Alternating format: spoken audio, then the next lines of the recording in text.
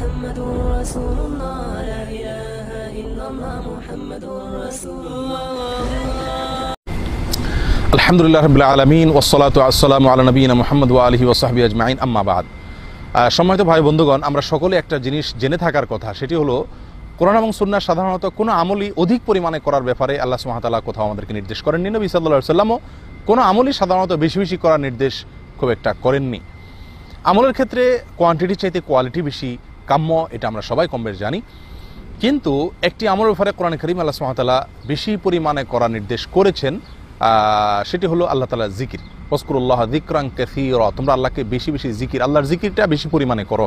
প্রিয় বন্ধু, আল্লাহর জিকির বা দোয়া কোরআন এবং সুন্নাহ যত বর্ণিত হয়েছে সেটার পরিধি অনেক বিশাল। এত বেশি দোয়া, এত বেশি জিকির কোরআন এবং সুন্নাহ বর্ণিত হয়েছে যে তার সবগুলোকে আয়ত্ত করা খুব সহজ কোনো কাজ নয়। বিশ্ববিখ্যাত তাফসীরকারক আল্লামা ইবনে সাঈদী রাহমাতুল্লাহি আলাইহি তিনি বলেছেন যে আমি নবী সাল্লাল্লাহু আলাইহি সাল্লামের যত দোয়া হাদিসে বর্ণিত হয়েছে এবং কোরআনে যত আজকার জিকির বা দোয়া বর্ণিত হয়েছে, কোরআন এবং সুন্নাহর সমস্ত দোয়াগুলোকে আমি ঘেটে ঘুটে অনুসন্ধান করে যাচাই বাছাই করে সেখান থেকে 6টি দোয়া বের করেছি। এগুলো হলো জিস্ট। কোরআন সুন্নাতে যত দোয়া পড়তে বলা হয়েছে তার জিস্ট বা সার নির্যাস হলো এই 6টি দোয়া, এবং ঘুরে ফিরে বেশি বেশি এই দোয়াগুলো করতে বলা হয়েছে। আসুন আমরা জেনে নিই সেই সমস্ত দোয়া এবং সমস্ত জিকির যেগুলো কোরআন সুন্নাহ বর্ণিত হয়েছে তার নির্যাস হলো যে 6টি দোয়া, সেগুলো কি কি। তার প্রথম হলো নবী সাল্লাল্লাহু আলাইহি ওয়াসাল্লামের প্রতি বেশি বেশি দুরূদ পাঠ করা, সালাত এবং সালাম করা। সালাত এবং সালাম এটা এমন একটি আমল যে আমলের ব্যাপারে নবী সাল্লাল্লাহু আলাইহি ওয়াসাল্লাম আলাদা নির্দেশ করেছেন, আকসিরু আকসিরু আকসিরু, তোমরা বেশি পরিমাণ, যেমন জুমার দিন সম্পর্কে তিনি বলেছেন জুমার দিনে তোমরা আকসিরুস সালাত আলাইয়া, তোমরা এই দিনে আমার প্রতি বেশি বেশি দুরূদ পাঠ করো। প্রিয় বন্ধু, দুরূদ যে যত বেশি পাঠ করবে আল্লাহর রহমতের ভাগীদার সে তত বেশি হবে। আপনি সারাদিন যত বেশি দুরূদ পাঠ করবেন, সন্ধ্যার সময় বা রাতে শুতে যাওয়ার সময় তার একটা প্রভাব, তার একটা ফলাফল আপনার চিন্তায়, আপনার কর্মে, আপনার অনুভবে আপনি অনুভব করতে পারবেন যে আপনি সারাদিন দুরূদ বেশি পড়েছেন। আপনি যে দুরূদ বেশি পড়েছেন সেটা আপনি নিজেই অনুভব করতে পারবেন, তার নগদ ফলাফল আপনি দেখবেন। নাম্বার 2, দ্বিতীয় নম্বর আমল হলো ইস্তেগফার বেশি বেশি করা। ইস্তেগফার এমন একটি আমল যে আমল সম্পর্কে নবী সাল্লাল্লাহু আলাইহি ওয়াসাল্লাম বলেছেন মান লাজিমাল ইস্তেগফার মান কাসসারা আল ইস্তেগফার। ইস্তেগফারের ভারেও বলা হয়েছে মান লাজিমা, ইস্তেগফারকে যে আঁকড়ে ধরবে, এটাকে যে লেগে থাকবে ইস্তেগফারকে নিয়ে, এবং যে ব্যক্তি বেশি পরিমাণে করবে। ইস্তেগফারের বহুবিধ উপকারের কথা আমরা সবাই কম বেশ জানি, উপকারিতার কথা। এর মাধ্যমে বড় বড় বিপদ আপদ দূর হয়, আল্লাহর গজব থেকে মানুষ বেঁচে থাকতে পারে। আল্লাহ তাআলা ইস্তেগফারের মাধ্যমে আদম আলাইহিস সালাতুসাল্লামকে, ইউনূস আলাইহিস সালাতুসাল্লামকে এই বিপদ থেকে রক্ষা করেছেন, এবং নবী সাল্লাল্লাহু আলাইহি ওয়াসাল্লাম বহু হাদিসে এ বিষয়ে উৎসাহ দিয়েছেন। এখানে ইস্তেগফারের ভিতরে অনাবৃষ্টির সমস্যা দূর হয়, অভাবের অনটনের সমস্যা দূর হয়, নিঃসন্তান থাকার সমস্যা দূর হয় ইস্তেগফার বেশি বেশি করার মাধ্যমে। প্রিয় বন্ধু, যত বেশি ইস্তেগফার করবেন তত বেশি আপনি বিপদ আপদ থেকে আল্লাহ সুবহানাহু ওয়া তাআলা আপনাকে রক্ষা করবেন, এটাও বেশি বেশি করা উচিত। নাম্বার 3, ইয়াদাল জালালি ওয়াল ইকরাম। এটি এমন একটি আমল, এমন একটি দোয়া যে দোয়াটি, যে জিকিরটি সমাজ থেকে প্রায় বিলুপ্ত হয়ে গেছে।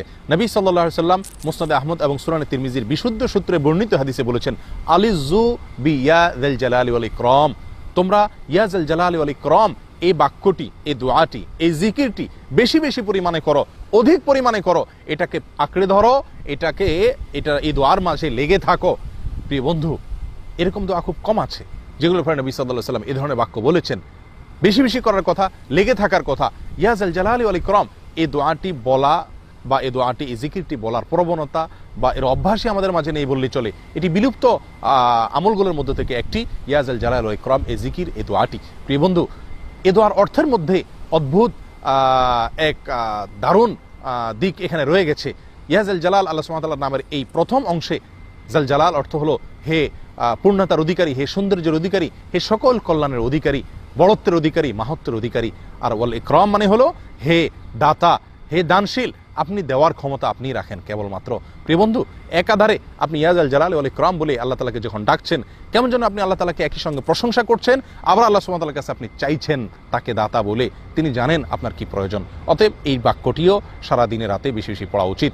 3 নম্বর, এটা গেল। 4 নম্বর হলো লা হাওলা ওয়ালা কুওয়াতা ইল্লা বিল্লাহ। নবী সাল্লাল্লাহু আলাইহি ওয়াসাল্লাম বলেছেন এটাকে কানজুম মিন কুনুজিল জান্নাহ, এটা জান্নাতের যে সমস্ত খনি রয়েছে তার মধ্যে থেকে একটি গুরুত্বপূর্ণ মূল্যবান একটি খনি বলা হয়েছে এটাকে। লা হাওলা ওয়ালা কুওয়াতা ইল্লা বিল্লাহকে নবী সাল্লাল্লাহু আলাইহি ওয়াসাল্লাম সাহাবীদেরকে বারবার বহু সাহাবীকে ওসিয়ত করেছেন এই দোয়াটি পাঠ করার জন্য, লা হাওলা ওয়ালা কুওয়াতা ইল্লা বিল্লাহ। এই দোয়াটি আপনি যত বেশি পড়বেন ইনশাআল্লাহ বিইذনিল্লাহ তার ফলাফল আপনি নগদে দেখতে পারবেন। আল্লাহর রহমত, আল্লাহর করুণা, আল্লাহর পরিকল্পনা আপনার জন্য কি সুন্দর রয়েছে তাতে আপনি সারপ্রাইজ অনুভব করবেন। প্রিয় বন্ধু, যদি এই লা হাওলা ওয়ালা কুওয়াতা ইল্লা বিল্লাহ আমলটি বেশি বেশি করেন। 5 নম্বর হলো নবী সাল্লাল্লাহু আলাইহি সাল্লামের শেখানো বাতানো আরেকটি দোয়া, যেটি ইউনূস আলাইহিস সালামের দোয়া ছিল, যেটি কোরআনে আল্লাহ তাআলা বর্ণনা করেছেন, লা ইলাহা ইল্লা আনতা সুবহানাকা ইন্নী কুনতু মিনাজ জালিমিন। এটি আল্লাহর কাছে অত্যন্ত প্রিয়, অত্যন্ত পছন্দনীয় একটি দোয়া। আল্লাহ সুবহানাহু ওয়া তাআলা ওয়াদা করেছেন যে এই দোয়ার মাধ্যমে আমি আমার নবী ইউনূসকে যেরকম বিপদ থেকে রক্ষা করেছি, ওয়া কাযালিকা নুনজিল মুমিনিন, একইভাবে ঈমানদারদেরকেও আমি নাজাত দেব, মুক্তি দেব, রেহাই দেব এই দোয়ার মাধ্যমে। প্রিয় বন্ধু, নবী সাল্লাল্লাহু আলাইহি সাল্লামও আমাদেরকে উৎসাহ দিয়েছেন এই দোয়া পাঠের জন্য। এই দোয়ার ভিতরে যে মর্মস্পর্শী, হৃদয়গ্রাহী অর্থ রয়ে গেছে, আল্লাহ আপনি ছাড়া কোনো মাবুদ নাই, আপনি পবিত্র, আমি অপরাধী। আল্লাহ সুবহানাহু ওয়া তাআলার কাছে সারেন্ডার করার মাধ্যমে আল্লাহ তাআলাকে সবচেয়ে বেশি খুশি করা যায়। প্রিয় বন্ধু, অতএব লা ইলাহা ইল্লা আনতা সুবহানাকা ইন্নী কুনতু মিনাজ জালিমিন, যেটি ইউনূস আলাইহিস সালামের দোয়া, এটা বেশি বেশি পড়ব, সুখ শান্তি বেশি আসবে, বিপদ আপদ কম আসবে ইনশাআল্লাহ। 6 নম্বর যে দোয়াটি সেটি হলো সুবহানাল্লাহি ওয়ালহামদুলিল্লাহি ওয়া লা ইলাহা ইল্লাল্লাহু আল্লাহু আকবার। এই দোয়াটি বহু জায়গায় বর্ণিত হয়েছে। সকালে সন্ধ্যায় 5 ওয়াক্ত সালাতের পরে শুইতে যাবার সময় 33, 33, 34 আল্লাহ 100 বার বিভিন্নভাবে এই জিকিরের কথা বর্ণিত হয়েছে। অতএব এটাকেও আঁকড়ে ধরি। প্রিয় বন্ধু, 6টি আমল, 6টি জিকির কোরআন সুন্নাতে ঘুরে ফিরে যত দোয়া, যত জিকিরের কথা বলা হয়েছে তার সার নির্দেশ হলো 6টি। প্রথম, নবী সাল্লাল্লাহু আলাইহি ওয়াসাল্লামের ইস্তেগফার করা। দ্বিতীয়ত বেশি বেশি প্রথম হলো নবী সাল্লাল্লাহু আলাইহি ওয়াসাল্লামের জন্য সালাত সালাম পেশ করা। 2 নম্বর হলো বেশি বেশি ইস্তেগফার করা। 3 নম্বর হলো ইয়াজুল জালালি ওয়াল ইকরাম, এই দোয়াটি, এই জিকিরটি বেশি বেশি করা, আল্লাহকে বেশি বেশি ডাকা এভাবে। নাম্বার 4 হলো লা হাওলা ওয়ালা কুওয়াতা ইল্লা বিল্লাহ, বেশি বেশি পড়া। নাম্বার 5 ইউনূস আলাইহিস সালামের দোয়া, লা ইলাহা ইল্লা আনতা সুবহানাকা ইন্নী কুনতু মিনাজ জালিমিন, এটা পড়া। এবং 6 নম্বর হলো সুবহানাল্লাহ ওয়ালহামদুলিল্লাহ ওয়া লা ইলাহা ইল্লাল্লাহ আল্লাহু আকবার, এই দোয়াগুলো পড়া। প্রিয় বন্ধু, এই 6টি আমলকে 24 ঘন্টা ভিতরে আমাদের কন্টিনিউ রুটিন আমল বানিয়ে নিই। আজ অবসর সময়গুলো মোবাইলে নিয়ে নিছে, ফেসবুকে নিয়ে নিছে। প্রিয় বন্ধু, কিছু অবসর সময় রাখি জিকির ইবাদতের জন্য, নির্জনে একাকী যখন সুযোগ পাই এগুলো করার চেষ্টা করি। আল্লাহ সুবহানাহু ওয়া তাআলা আমাদের সকলকে তৌফিক দান করেন। জিকির এবং দোয়ার ক্ষেত্রে একটা মূলনীতি আল্লামা ইবনে সাঈদী রাহমাতুল্লাহ আলাইহি বলেন যে যত বেশি আপনি জিকির বেশি পরিমাণে যত করবেন, আল্লাহর মহব্বত তত বেশি পাবেন। দোয়া যত বেশি করবেন তত বেশি আল্লাহ তাআলার পক্ষ থেকে কবুল হওয়ার নিশ্চয়তা আপনি পাবেন। এবং এই যে সমস্ত দোয়ার মাধ্যমে আরোগ্য লাভের জন্য ব্যবহার করা হয়, এগুলো যত বেশি পড়বেন তত বেশি আপনি চিকিৎসা আল্লাহ সুবহানাহু ওয়া তাআলার পক্ষ থেকে পাবেন। আল্লাহ তাআলা আমাদের সকলকে আমল করার তৌফিক দান করুন। ওয়া আখিরু দাওয়ানা আলহামদুলিল্লাহি রাব্বিল আলামিন।